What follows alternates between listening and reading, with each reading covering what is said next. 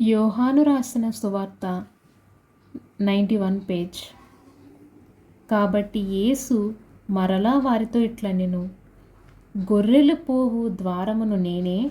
నాకు ముందు వచ్చిన వారందరూ దొంగలను దోచుకుని వారై ఉన్నారు. గొర్రెలు వారి స్వరము వినలేదు. నేనే ద్వారమును. నా ద్వారా ఎవడైనా లోపల ప్రవేశించిన ఎడల వాడు రక్షింపబడిన వాడై లోపలికి పోవచ్చు, బయటికి వచ్చును, మేత మేయుచుండెను. దొంగ దొంగతనమును, హత్యను, నాశనమును చేయుటకు వచ్చును గాని మరి దేనికిని రాడు. గొర్రెలకు జీవము కలుగుటకు, అది సమృద్ధిగా కలుగుటకును నేను వచ్చితినని మీతో నిశ్చయముగా చెప్పుచున్నాను. నేను గొర్రెలకు మంచి కాపరిని.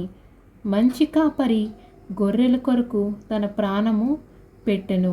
ఆమేన్.